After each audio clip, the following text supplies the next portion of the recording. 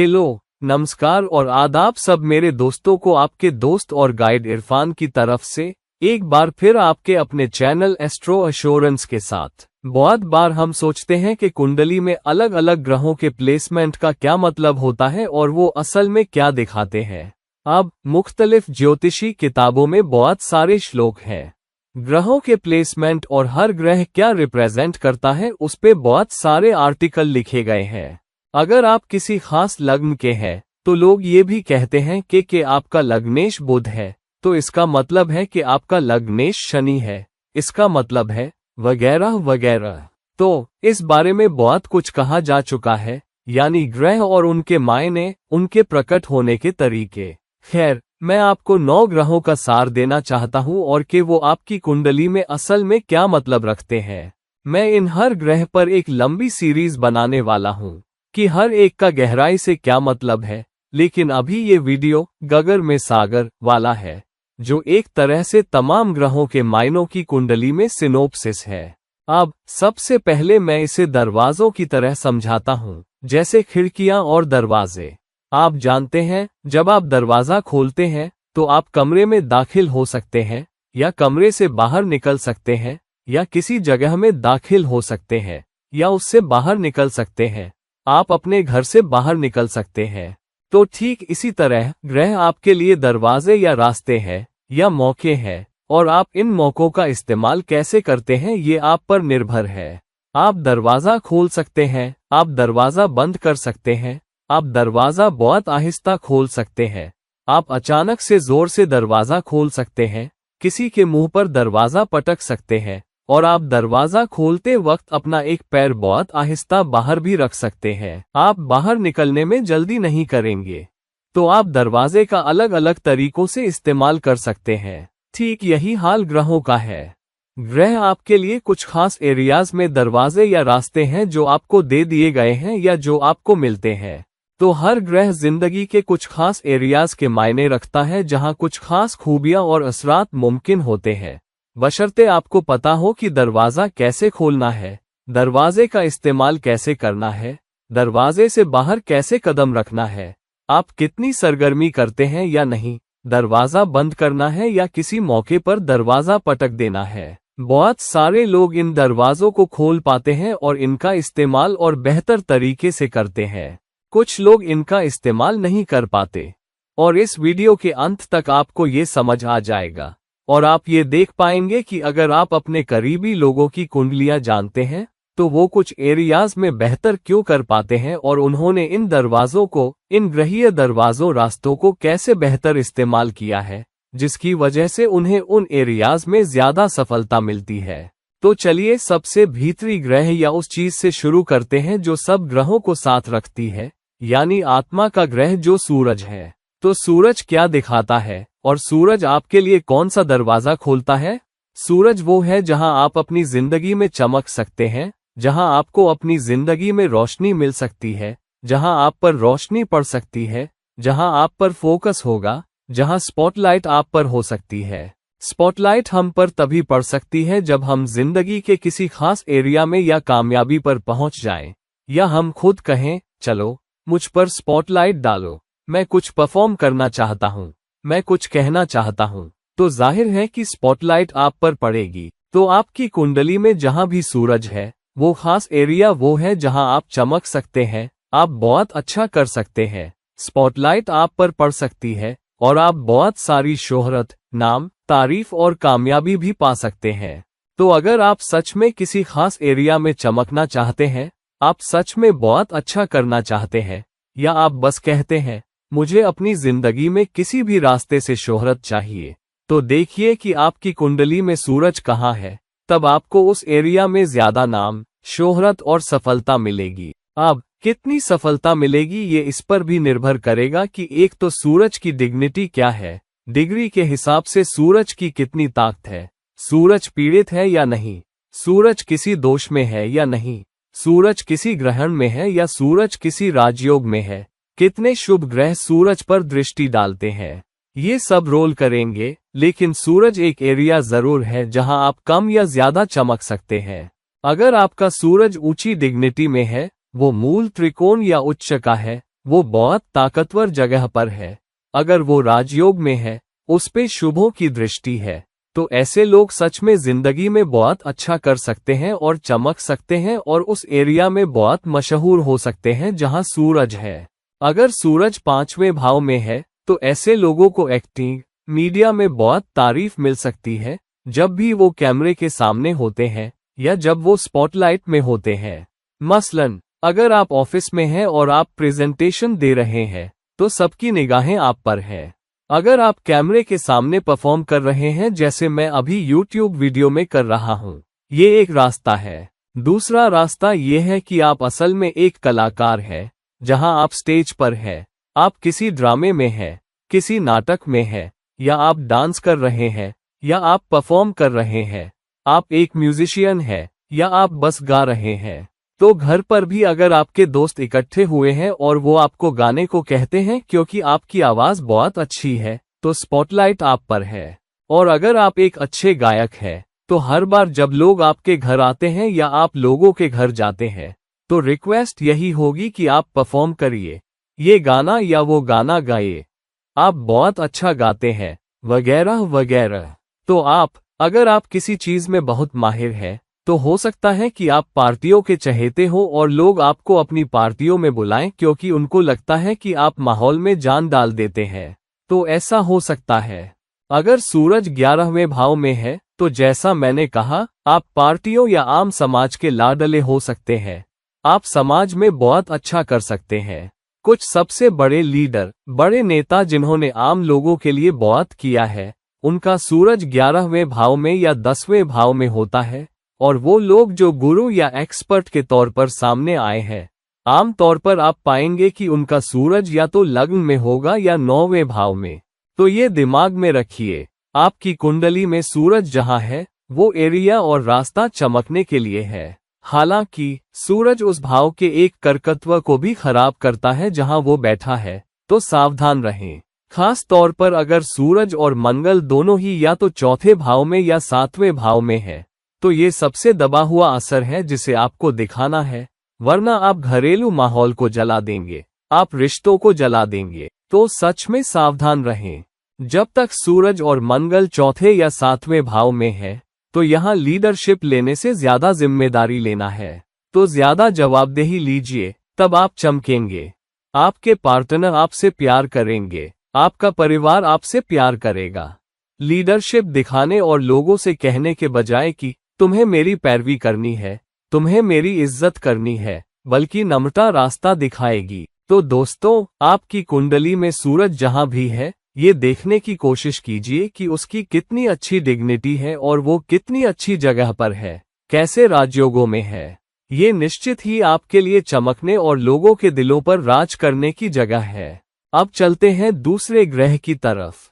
मैं सूरज से शुरू कर रहा हूं और फिर आखिरी 2 ग्रहों तक जाऊंगा, जो राहु और केतु है। तो सूरज के बाद सबसे भीतरी ग्रह है बुध। अब बुध क्या है? बुध आपका तर्क है, बुध आपकी बुद्धि है, बुध आपकी समझ है। तो बुध जहां है, वहां आपको उस जगह से बहुत सारी शिक्षा पाने, सीखने का बहुत ऊंचा मौका है, और वहां तर्कसंगत फैसले लेने का भी, और वहां अपने संवाद को बेहतर बनाने का भी। तो बुध तीसरे भाव में है। मैंने बहुत सारे लोगों को बहुत अच्छा लिखते देखा है, बहुत साहित्यिक सफलता पाते देखा है, सोशल मीडिया पर ब्लॉग लिखने में बहुत अच्छा देखा है। अगर बुध 9वें भाव में चला जाए, तो वो किताबें भी छपवा सकते हैं और बहुत सराहे जाने वाले लेखक हो सकते हैं, चाहे ऑनलाइन हो या छपी हुई किताबों के साथ। तीसरे और 9वें भाव में बुध आपको वो बेहतरीन रास्ते दे सकता है।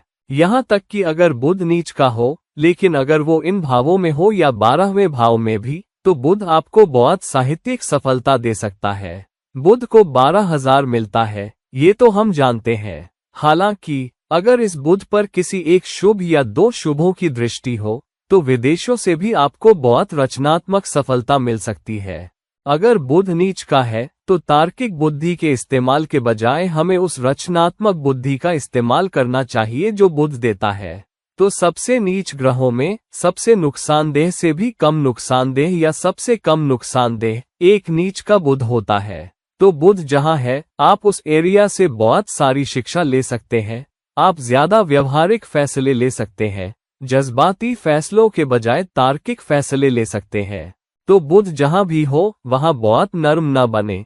अपनी समझ और विश्लेषण का इस्तेमाल करें, अपनी बुद्धि का इस्तेमाल करें, आंकड़ों का इस्तेमाल करें, जानकारी का इस्तेमाल करें, निश्चित तौर पर तार्किक फैसले लें और अपनी संवाद क्षमता का इस्तेमाल करें। अगर आप बुध जहां है वहां अपनी संवाद क्षमता का इस्तेमाल करते हैं तो आपको वहां से बहुत बेहतर सफलता मिलती है। आपके लिए दरवाजे खुलते हैं क्योंकि बुध संवाद से भी जुड़ा है।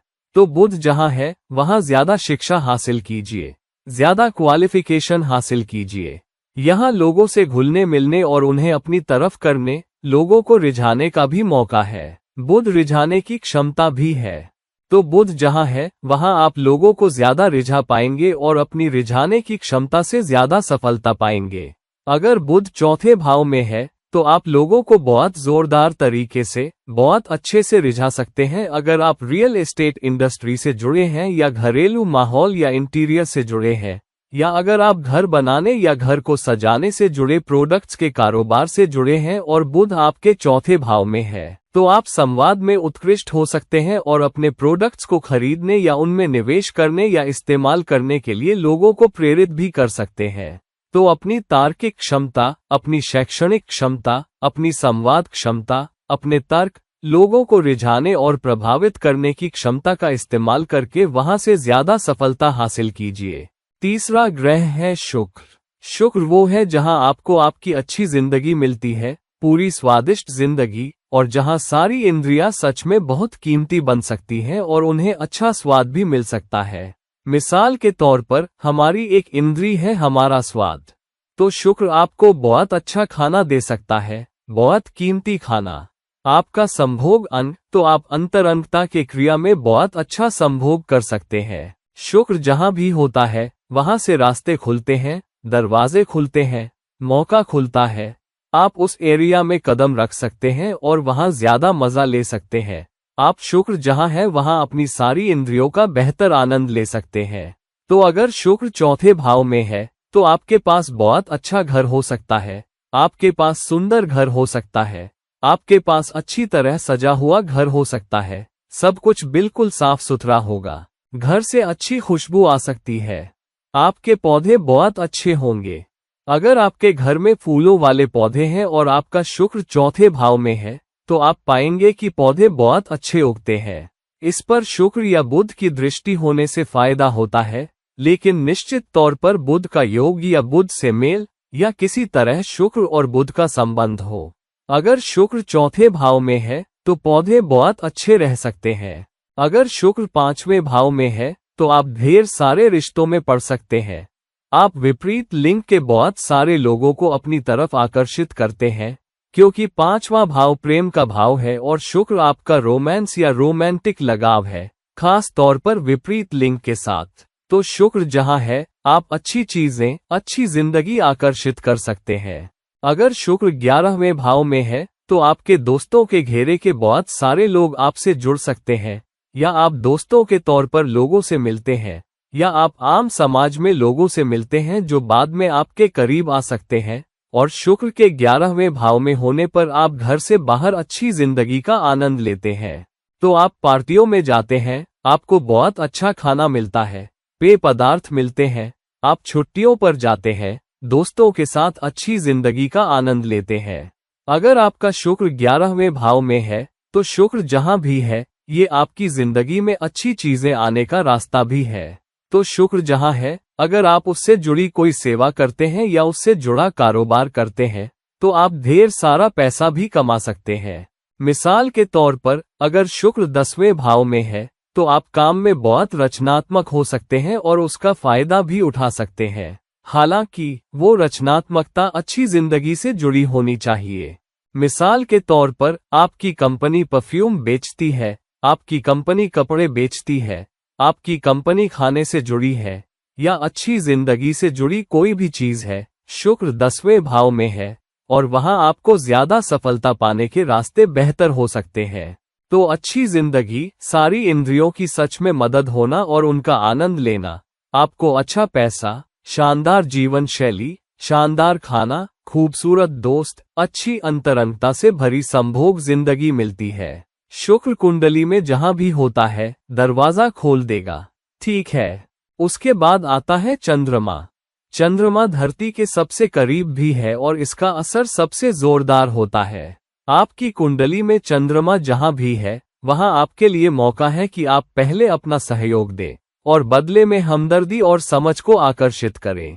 चंद्रमा के साथ वो जहां भी है, बिना कोई हमदर्दी दिखाए, बिना कोई समझ दिखाए, बिना कोई सहयोग दिखाए, आपको उतना बदले में नहीं मिल सकता है। चंद्रमा इसलिए दिया गया है कि आपको अपनी ममता का भाव दिखाना है, जहां आपको अपने सहयोगी स्वभाव को दिखाना है और उसके जरिए आप अच्छी जिंदगी को आकर्षित करते हैं। तो वो संपत्तियां, भौतिक चीजें, मसलन घर, गाड़ी, जेवरात और सब कुछ, उसका कम से कम एक बड़ा हिस्सा आपको मिल सकता है। बेहतर क्वालिटी तब मिलती है जब चंद्रमा और शुक्र दोनों मिलते हैं, लेकिन चंद्रमा निश्चित तौर पर ज्यादा संपत्तियां खींचता है क्योंकि चंद्रमा सारी ठोस संपत्तियों का भी है, जैसे घर, गाड़ी, जेवरात और बाकी सब। अगर शुक्र भी जुड़ा हो तो आपको बहुत अच्छा जेवरात मिलता है, बहुत अच्छा घर मिलता है, आपको सुपर कार मिलती है और वो सब रास्ते खुलते हैं। लेकिन चंद्रमा निश्चित तौर पर वहां है जहां आपकी संपत्तियां हैं और जहां आपको दूसरों के लिए अपनी हमदर्दी, सहयोग और पोषण दिखाना है और फिर उसे बदले में आकर्षित करना है। अगर आप स्वभाव से सहयोगी, हमदर्दी वाले, लोगों को समझने वाले नहीं हैं, तो आप उस एरिया से फायदा लेने के अपने मौके कम कर लेते हैं। अगर चंद्रमा मिसाल के तौर पर दूसरे भाव में है तो आप पैसों के मामले में बहुत अच्छा कर सकते हैं। आप wealth management industry, banking industry, पैसे, हिसाब किताब, वित्त, बैंकिंग से जुड़े किसी भी क्षेत्र में बहुत अच्छा कर सकते हैं। इन सब में आप बहुत अच्छा कर सकते हैं और आप कारोबार चला सकते हैं। अगर चंद्रमा का मेल या तो दूसरे, 10वें या 6ठे भाव से हो तो मैं बहुत सारे लोगों को जानता हूं जो सैलून और स्पा चलाते हैं और बहुत अच्छा करते हैं। उनका चंद्रमा आमतौर पर दूसरे, 10वें या 6ठे भाव में होता है और चंद्रमा आपको बहुत रचनात्मकता भी देता है। तो आप जहां भी रचनात्मकता दिखाना चाहते हैं, चंद्रमा जहां है, अगर आप ज्यादा रचनात्मकता दिखाना चाहते हैं तो आप बहुत अच्छा कर सकते हैं। तो जिन लोगों का चंद्रमा 6ठे भाव में है वो अपनी रचनात्मकता का इस्तेमाल अपने स्पा में एक खास माहौल बनाने के लिए करते हैं, अपने स्पा का एक खास एहसास बनाने के लिए, जिससे लोग उसकी तरफ आकर्षित होते हैं। वो बहुत रचनात्मक होंगे कि वो अपना कारोबार कैसे करते हैं, अपनी मालिश कैसे करते हैं, अपना सैलून कैसे चलाते हैं और वो खुद सेवाओं में भी बहुत रचनात्मक होंगे।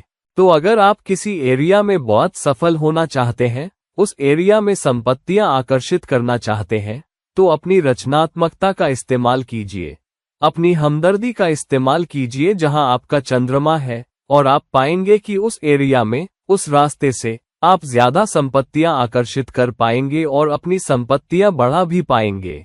लेकिन ये यकीनी बना लीजिए कि आप पहले सहयोग देकर शुरू करें, पहले देकर बदले में 10 गुना पाने के लिए, चाहे आपकी कुंडली में चंद्रमा जहां भी हो। अब बारी है मंगल की। ये धरती के बाद के पहले बाहरी ग्रहों में से एक है और मंगल आपकी लड़ाई है, मंगल आपकी ऊर्जा है, मंगल आपकी कोशिश है। तो जहां भी आप किसी लड़ाई में जीतना चाहते हैं, जहां भी कोई लक्ष्य हासिल करना चाहते हैं, जहां भी अपनी जबरदस्त इच्छा शक्ति से ज्यादा हासिल करना चाहते हैं, मंगल वही है जहां से आपको वो मिलेगा।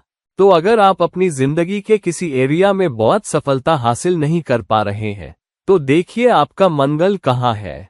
मंगल आपको उस एरिया में लड़ने की क्षमता देता है, सच में उत्कृष्टता हासिल करने और सिर्फ इच्छा शक्ति से बहुत अच्छा करने की। यहाँ तक कि अगर कोई और चीज आपका साथ नहीं देती, तो सिर्फ अपने स्वभाव से आप वहाँ अच्छा कर सकते हैं। खेलों में बहुत सारे नाम हैं, आम समाज में भी, जहां लोग बहुत प्रतिभाशाली नहीं रहे होंगे लेकिन सिर्फ इच्छाशक्ति के दम पर, सिर्फ अपने स्वभाव और लड़ने की क्षमता के दम पर बहुत अच्छा कर पाए हैं। ऐसे नाम जो तुरंत मेरे ज़हन में आते हैं और जिनके बारे में दूसरे खिलाड़ियों ने भी कहा है, उदाहरण के तौर पर क्रिकेट में रवि शास्त्री, जो कोई अपवाद प्रतिभा नहीं थे लेकिन बहुत उपयोगी प्रतिभा थे। और ये मैं नहीं कह रहा, ये कपिल देव ने खुद एक इंटरव्यू में कहा था, जो पहला विश्व कप जीतने वाली भारतीय क्रिकेट टीम के कप्तान थे। उन्होंने अपने इंटरव्यू में कहा, रवि शास्त्री बहुत प्रतिभाशाली नहीं हो सकते, लेकिन वो बहुत उपयोगी है। वो एक लड़ाकू है। तो आपका मंगल जहां भी है, आप दूसरों पर लड़ाई में भारी पड़ सकते हैं, आप दूसरों पर उत्कृष्ट हो सकते हैं। और इसलिए ये यकीनी बना लें कि जहां भी ये है, ये आपको लड़ने की क्षमता देता है, ये आपको दूसरों पर भारी पड़ने का स्वभाव देता है। लेकिन आपको उस एरिया में बहुत ज्यादा कोशिश करनी होगी और अपनी इच्छाशक्ति को बहुत ताकतवर रखना होगा। अपनी प्रेरणा को बहुत ताकतवर रखिए और उस एरिया में आप बहुत अच्छा कर सकते हैं। मंगल हथियारों, गोला बारूद, सशस्त्र सेनाओं से जुड़ा हो सकता है, इंजीनियरिंग से भी जुड़ा हो सकता है।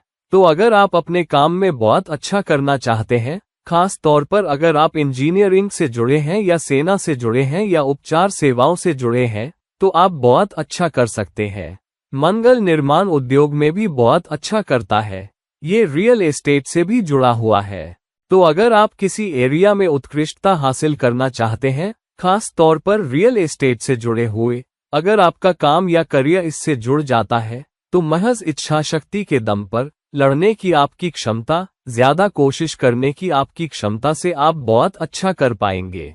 मैंने लोगों को देखा है जहां तमाम ग्रह बहुत कमजोर थे, लेकिन उनके पास या तो मंगल 10वें भाव में था या लग्न में, और उन्होंने बहुत शानदार किया है। उन्होंने लड़ाई लड़ी है, वो गिरे हैं, लेकिन खुद को झाड़कर फिर से खड़े हो गए, बहुत मेहनत की और आखिरकार सफलता पाली। तो जहां भी आप सब कुछ होने के बावजूद जीतना चाहते हैं, प्रतिस्पर्धा में जीतना चाहते हैं, अच्छा करना चाहते हैं, उत्कृष्ट होना चाहते हैं, वहां अपनी इच्छा शक्ति, अपनी प्रेरणा का इस्तेमाल कीजिए। और फिर बाद में अगर आप बहुत मेहनत करने को तैयार हैं, तो सफलता उस एरिया में आपके लिए होगी। ठीक है, अगला ग्रह है हम में से अक्सर का चहेता बृहस्पति। बृहस्पति वो है जहां से आपकी बहुत ऊंची शिक्षा, हाई लर्निंग आती है। बुध वो है जहां आपकी शैक्षणिक योग्यता आपके लिए दरवाजे खोल सकती है। बृहस्पति वो है जहां से आपकी उच्च शिक्षा, उच्च ज्ञान आ सकता है। आपके लिए आध्यात्मिकता भी आ सकती है, या आपके दिमाग का खुलना आ सकता है, आपकी इंद्रियों का खुलना आ सकता है। बृहस्पति विस्तार भी है, जिसका मतलब है अगर आप अपनी उच्च शिक्षा का इस्तेमाल करते हैं, वो तजुर्बे जो हमें अच्छे या बुरे वक्त से गुजरते हुए मिलते हैं, जब आप हासिल किए गए तजुर्बों का उच्च शिक्षा के तौर पर इस्तेमाल करने को तैयार होते हैं, ऐसे तजुर्बे जो हमें बेहतर बनाते हैं, इंसान के तौर पर बढ़ने में मदद करते हैं, किरदार बनाने में मदद करते हैं, शख्सियत बनाने में मदद करते हैं, और फिर हम उस ज्ञान का इस्तेमाल करते हैं जो हमने उच्च शिक्षा के जरिए हासिल किया है, तब हम बहुत अच्छा कर सकते हैं। तो अगर आप उस ज्ञान का इस्तेमाल कर पाते हैं जो आप बृहस्पति के उस भाव में रहने से हासिल करते हैं, तो आप बहुत शानदार अच्छा कर सकते हैं। बृहस्पति आपको गुरु भी बना सकता है, जहां आप उस एरिया से काम करते हैं, या आप उस एरिया में गुरु या माहिर बन जाते हैं। तो बृहस्पति जहां भी है, अगर आप वहां से ढेर सारी सीख लेते हैं और उसमें लगातार सीख जोड़ते रहते हैं, तो लोगों के लिए ये बहुत मुश्किल हो जाएगा कि वो आपको उस एरिया में गुरु ना माने, माहिर ना माने। तो बृहस्पति जहां है, अपनी बुद्धि का, अपनी उच्च शिक्षा का भरपूर इस्तेमाल कीजिए, और बृहस्पति उस भाव को फैलाएगा। बृहस्पति उतना ही ज्यादा फैलाता है जितना आप अपनी समझ का ज्यादा इस्तेमाल करते हैं, अपनी उच्च शिक्षा का ज्यादा, अपने अनुभवों का ज्यादा। तो अगर आप ज्यादा सीख जोड़ते हैं और अगर आप अपने अनुभव से, अपनी सीख से उसमें ज्यादा से ज्यादा इजाफा कर पाते हैं, तो आप एक गुरु के तौर पर भी सामने आ सकते हैं। बहुत सारे लोग जो शानदार शिक्षक हैं, जो गुरु हैं, उनका आमतौर पर बृहस्पति या तो 10वें भाव में होगा, या 9वें भाव में, या 11वें भाव में, या लग्न में भी, और कुछ हद तक 5वें भाव में भी। लेकिन ये वो सामान्य भाव हैं जहां से कोई व्यक्ति सच में गुरु के रूप में सामने आ सकता है और इन रास्तों से ज्यादा जुड़ा होता है। 10वें भाव में बृहस्पति आपको गुरु के रूप में, अपने क्षेत्र में माहिर के रूप में दिखाएगा। आप बहुत अच्छे कंसल्टेंट हो सकते हैं। तीसरे भाव में बृहस्पति भी आपको कंसल्टेंट बना सकता है, जहां आप अपना खुद का कारोबार चला रहे हो क्योंकि आप अपनी उच्च शिक्षा का इस्तेमाल कर रहे हैं और उसे अपनी कंसल्टिंग सेवाएं शुरू करने के लिए इस्तेमाल कर रहे हैं। मिसाल के तौर पर 5वें भाव में बृहस्पति आपको वित्तीय मामलों का सलाहकार बना सकता है, लेखा जोखा, दूसरों के लिए धन प्रबंधन जैसे रिश्तों पर सलाहकार भी। तो बहुत सारे लोग जो पारिवारिक सलाहकार होते हैं उनका बृहस्पति 7वें भाव में हो सकता है। जो लोग रिश्तों के सलाहकार हैं, जो बच्चों के सलाहकार हैं, या बच्चों के मनोचिकित्सक हैं, या बच्चों के मुद्दों से जुड़े हैं, उनका बृहस्पति 5वें भाव में भी हो सकता है। तो बृहस्पति जहां भी हो, उस उच्च ज्ञान, उन ऊंचे अनुभवों को अपने फायदे के लिए इस्तेमाल करें, ज्यादा से ज्यादा ज्ञान हासिल करने की कोशिश करें, और उस ज्ञान का इस्तेमाल आप खुद को गुरु के रूप में पेश करने, खुद को माहिर के रूप में दिखाने और उसका इस्तेमाल करके उस भाव के रास्तों का विस्तार करने और बहुत अच्छा करने में कर सकते हैं। शनि ग्रह है, ये जहां भी रहता है ये बताता है कि आप उस एरिया में समय के साथ बहुत अच्छा कर सकते हैं, बशर्ते आप उसके प्रति लगन और एक स्थिर नजरिया दिखाएं। अगर आप उस एरिया में एक संरचित स्ट्रक्चर्ड तरीके से काम करने को तैयार हैं, तो सातों आसमान आपके लिए है। मिसाल के तौर पर अगर शनि आपके दूसरे भाव में है तो कमाई और बचत और धीरे धीरे संपत्तियां बनाने में शनि आपकी बहुत मदद कर सकता है।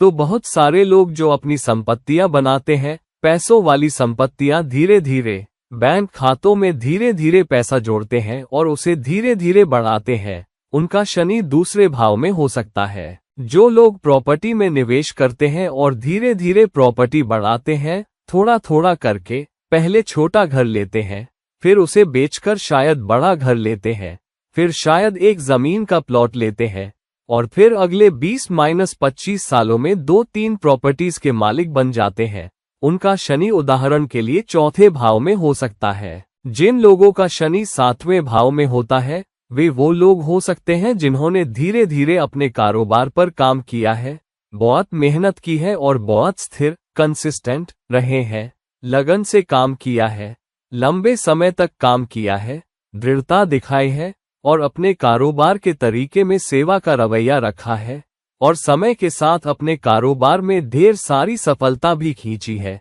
स्थिर सफलता, प्रतिबद्ध सफलता, समर्पित सफलता, और वो सफलता जिसे दूसरे आसानी से आपसे छीन नहीं सकते। यही वो है जहां शनि आपकी कुंडली में है। तो शनि जहां भी है, लगन लगाने को तैयार रहिए, प्रतिबद्धता दिखाने को तैयार रहिए और वहां समर्पित कोशिश करने को तैयार रहिए, और आप पाएंगे कि समय के साथ थोड़ा थोड़ा करके आप उस एरिया में ढेर सारी सफलता हासिल कर सकते हैं, चाहे शनि 7वें भाव में कारोबार में हो, या चौथे भाव में प्रॉपर्टी में, या दूसरे भाव में पैसों वाली संपत्तियों में, या 10वें भाव में करियर में।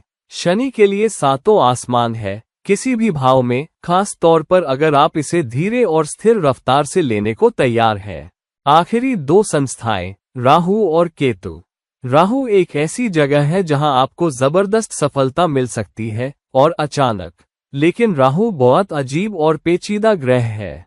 ये आपको अचानक बर्बादी भी ला सकता है। बहुत सारे लोग मुझसे पूछते हैं, मेरा राहु इस भाव में है, क्या मुझे उस एरिया में बहुत बड़ी सफलता मिल सकती है? लेकिन मैं आपको सावधान कर दूं, राहु किसी भी भाव में हो, अगर आपको उस एरिया में जबरदस्त सफलता मिलती है तो जबरदस्त और अचानक बर्बादी का भी उतना ही मौका होता है। 10वें भाव में या 11वें भाव में या लग्न में राहु बहुत बढ़िया सफलता, अचानक सफलता, बहुत बड़ी सफलता तो देता है, लेकिन बर्बादी भी उतनी ही तेज और बहुत ज्यादा होती है। तो बहुत सावधान रहिए जहां भी आपकी कुंडली में राहु है, क्योंकि ये आपको बहुत प्रबल इच्छा देगा, बहुत प्रबल भूख देगा, बहुत प्रबल लालच देगा, लेकिन ये आपको बहुत असामान्य प्रवृत्तियां भी देगा। तो अगर आप असामान्य तरीकों, असामान्य रचनात्मकता, असामान्य नजरिए का इस्तेमाल करते हैं और बॉक्स के बाहर सोचने, बॉक्स के बाहर काम करने की कोशिश करते हैं, बहुत रचनात्मक लेकिन बॉक्स से बाहर की रचनात्मकता, मार्केटिंग और ब्रांडिंग और काम करने का एक असामान्य तरीका, लेकिन नैतिक नियमों से चिपके रहिए और नैतिक सीमाओं को न धकेलिए। तो राहु आपको जबरदस्त सफलता, रातों रात सफलता दे सकता है। लेकिन सावधान रहिए कि गेंद न गिरा दें, क्योंकि नीचे गिरना भी उतना ही जोरदार हो सकता है। अब आखिरी लेकिन कम से कम नहीं, वो चीज जो मोक्ष को दिखाती है, ये मुक्ति को दिखाती है। तो केतु जहां भी है, ये देने और फिर पाने के बारे में है, और लंबे अरसे तक बिना किसी उम्मीद के देते रहने के बारे में है, और फिर बदले में पाने के बारे में है। तो केतु जहां भी आपकी कुंडली में है, वहां बिना किसी उम्मीद के ज्यादा पाने के लिए बेहतर है, लेकिन करते रहो, उस एरिया में योगदान करते रहो। तो अगर केतु आपके 5वें भाव में है, तो पैसों के मामले में, बच्चों के मामले में, रोमांस के मामले में आपको ज्यादा करना पड़ सकता है, कम उम्मीद रखनी पड़ सकती है, कम प्यार की उम्मीद, अपने बच्चों से कम प्रतिक्रिया की उम्मीद, अपनी शिक्षा से कम उम्मीद, अपने सट्टे निवेशों से भी कम उम्मीद, और करते रहो, योगदान करते रहो। रिटर्न के बारे में इतना मत सोचो। अगर रिटर्न मिलता है तो बहुत अच्छा, अगर नहीं मिलता, मुझे कोई परेशानी नहीं, मैं ठीक हूं। तो जब आप ये नजरिया अपनाते हैं, तब केतु आपको समय के साथ परखता रहेगा और फिर सफलता देगा। हालांकि केतु से सफलता बहुत देर से आती है, क्योंकि ये एक ऐसा ग्रह है जो देर से पकता है, आपके 47वें साल के बाद ही पकता है। हालांकि अगर आपका ये नजरिया अपनी जवानी के दिनों से ही है, केतु सच में तारीफ करता है। आपकी जवानी में जब आपको सबसे ज्यादा भूख होती है, सबसे ज्यादा लालच होता है, आप में धैर्य नहीं होता, उस वक्त अगर आप धैर्य रखते हैं, अगर आप कम उम्मीद के साथ ज्यादा करने को तैयार हैं और बिना रिटर्न की उम्मीद के योगदान करते रहते हैं, तो आप पाएंगे कि केतु जल्दी पक जाता है। केतु आपको जल्दी पके नतीजे देना शुरू कर देता है, भले ही उसकी परिपक्वता की उम्र देर से होती है। तो केतु के साथ, केतु जहां भी है, बिना किसी उम्मीद के बहुत सारा देना और योगदान करना, बिल्कुल शून्य उम्मीद के साथ, और आप पाएंगे कि केतु आपको लौटाएगा, भले ही जिंदगी में देर से हो, लेकिन यकीनन अगर कुछ नहीं तो केतु निश्चित ही आपको मोक्ष के रास्ते पर ले जाएगा, और वो जो आप केतु से लेते हैं, बजाय इसके कि मोक्ष या मुक्ति खुद दे दी जाए। तो दोस्तों, अपनी कुंडली में अलग अलग ग्रहों को देखिए, वो कहाँ रखे हैं, उनकी ऊर्जाएं क्या है, वो किस डिग्निटी में है, किस दोष में है, किस योग में है, किन ग्रहों के साथ उनका मेल है, उन पर किनकी दृष्टि है, और वो कितने ताकतवर या कमजोर है, और उसी के आधार पर उन सीमाओं को आगे बढ़ाने और ज्यादा सफलता पाने के लिए सक्षम हो। कोशिश करें और देखें कि क्या आप ताकतवर ग्रहों से सबसे ज्यादा फायदा उठा सकते हैं, उन पर ज्यादा ध्यान केंद्रित करके। जो ग्रह डिग्निटी में नहीं है, उन एरियाज से सफलता पाने के लिए बहुत ज्यादा मेहनत करनी पड़ेगी। तो आपकी कुंडली आपको बताती है कि आपके सबसे ताकतवर एरियाज कौन से हैं, आपको कौन से मौके दिए गए हैं। कोशिश करें कि इन ताकतवर ग्रहों से ज्यादा लाभ उठाएं, ताकि आपकी जिंदगी थोड़ी और आसान हो और ज्यादा सफलता हो, और फिर आप औरों को भी लौटा सकें और योगदान दे सकें।